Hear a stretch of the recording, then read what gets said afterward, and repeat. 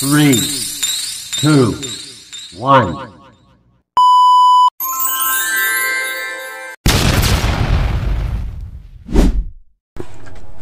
So yan, ngayong araw tayo ay meron namang isang i-repair na isang electric fan. Yan ay bininta sa atin sa Kalakal. Yan, ito nga po at babaklasin pa natin ito. Hindi kasi ito nabibili, itong mga spring na ito hindi binibili sa junk shop. So ito lang ang kailangan natin, yan lang ang nabibili. So ayan, may mga buti pa nga, may mga bininta sa atin. At yan yung ating i-repair na baka sakaling pwede pa papakinabangan. Yan, kasama yan sa bintahan. So binili natin ang halagang 26 pesos yung electric pa na yun. So baka sakaling pwede pa. So yan, maya maya magsimula na tayo. So yan, ngayong araw mga igan, ito na at atin ang i-repair itong galing sa Kalakal na ito na electric pan. Atin na siyang i-repair. So ito yung ibininta sa atin ng bata at atin ang i-check kung ano ba ang problema nito. So step by step natin itong gagawin o i-repair. So ayan, pakita ko muna sa inyo yung model nitong ating i-repair na electric disc fan. So ayan, kitang kita nyo naman, disc fan siya. So ayan. So ang model po nito ay ayan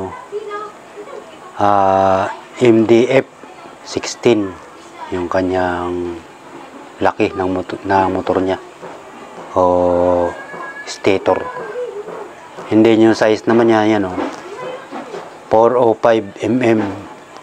Hindi yung voltage niya 220 volts and 60 HC. Yan. At ito naman yung watts niya 50 watts yung nakalagay niya. So ito yung kanyang number, series number 2207 1052559. So ayan ang kanyang tatak, MTSU. Siguro ito Mitsu test. So ayan, text pa yun, ewan ko kung naintindihan. So yan, i-repair na natin ito. Umpisa na natin i-repair. Siyempre una natin gagawin, ititest niya muna natin itong cord. So yan, kung siya ba ay may continuity. So ganito lang kadalasan ang ating ginagawa. So yan, hindi ni-switch natin yung nandito sa taas kasi. So yan pinipihit na natin pero wala siyang continuity. So yan pinipihit na natin to pero hindi nagana ang ating tester. So yan ibig sabihin may problema ang kanyang makina. So buksan muna natin ang kanyang makina para ating makita kung ano ba ang naging problema dito sa kanyang loob ng kanyang motor. Buksan muna natin to. So yan, kung napansin nyo pala, ito po ay walang hélice ng ating mabili, and then wala din ng lock dito. So mamaya lalagyan na lang natin at marami naman tayo ditong mga stock o natatabi. So yan, buksan muna natin to, yung likod lang. So gagawin natin dito pagka i-jumper natin dito, i-jumper na lang natin siya at okay pa naman yung kanyang shafting, maganda pang ikot. So yan, at pakita ko sa inyo kung paano ba ito i-jumper, yung pinakang mabilisang trabaho. So yan, papakita ko sa inyo. So buksan muna natin ito, and then itong lock sa ibabaw. and then yung tornilyo.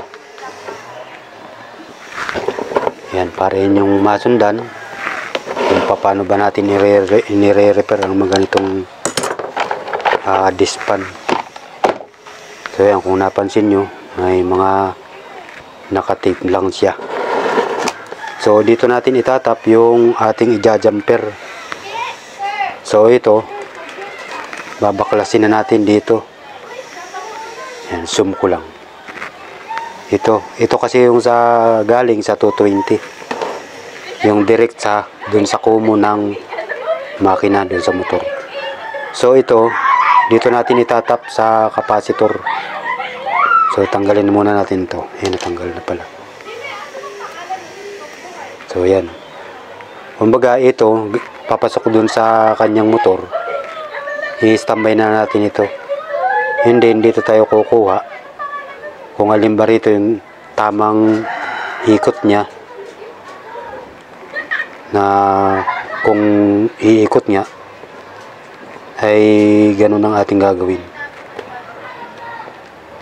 So yan, dito na natin initap muna sa kabila, and then para ating makita kung tama ba ang ikot niya, kung siya ay gagana. So bago natin isaksak, siyempre titesterin muna natin para tayo makasigurado. So ayan, naka-ready na ang ating cord. Initap na natin dito sa cord. So i-switch na natin. Pag kaya na ay pumalo, ibig sabihin pwede na yan, andar na yan. So i-switch natin yung switch. So hindi ko lang papakita ko yung switch kasi mataas. So maririnig nyo naman. So ayan o. Ibig sabihin may continuity siya kasi pumalo. Yan yung number 1. Yan number 2. And then yung number 3. So yan, isaksak na natin na actual para ating makita na ito ay gagana na. So i-jumper na lang natin kung ito ay okay na. Pero sa palagay ko talagang ito ay under na, at kasi siya ay pumalo naman sa tester. So yan, nakakabit na natin. And then kabitan muna natin ng hélice. Saka yung lock dito. Hindi, lalangisan muna natin doon sa puno. Kasi okay pa naman yun. So yan, langisan muna natin bago natin lagyan ang hélice. So ito, lagyan muna natin. So wala nga pala itong kakover nito ng ating mabili. So iisa lang siya. Yan, lagyan natin ng hélice. Ayaw pong mag-lock. Aray ko, nasaktan yung kamay ko. Ayan. Pinukpo ko kasi. So ayan, nakakabit na. So isasaksak na natin para ating malaman kung siya ay iikot na. So ayan, saksak natin, no?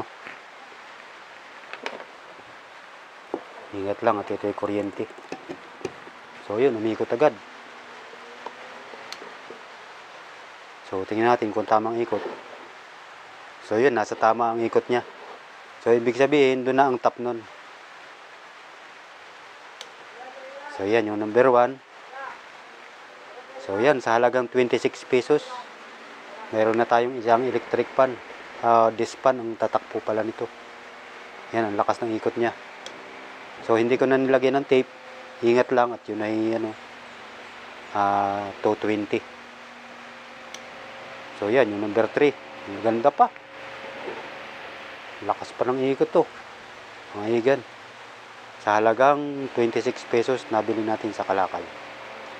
So yun, hanggang dito na lang ang ating video. Tatapusin ko na. At sana mayroon kayong natutunan sa ating ni-repair na isang disc pan. So yan, kung nagustuhan nyo po itong ating video, baka naman po pwedeng pa-subscribe. Isang subscribe naman dyan. At siyempre, pakishare na rin itong ating video.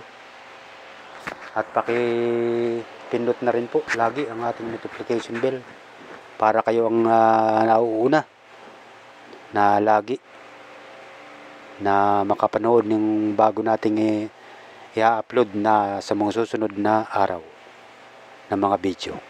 So hanggang dito na lang po at maraming salamat and God bless you all. Ingat po ang bawat isa.